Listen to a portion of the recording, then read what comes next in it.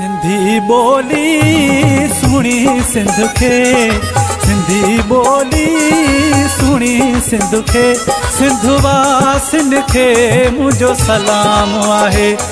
पूरे पाकिस्तान की तरह आज हैदराबाद में सिंध सकाफत का दिन बड़े जोश और जज्बे के साथ मनाया गया। हैदराबाद की जिंदा दिल अवाम ने गाड़ियों को भी दुल्हन की तरह सजाया हुआ था। हर कौम अपनी तहजीब से पहचानी जाती है। जो कौमें अपनी सकाफत भूल जाती है उनकी कोई पहचान बाकी नहीं रहती। इस तरह अपनी सकाफत को कभी नहीं भूलना चाहिए। सदियों पुरानी सिंध की तहजीब को एक बार फिर सिंध के बेटों ने उजागर किया है।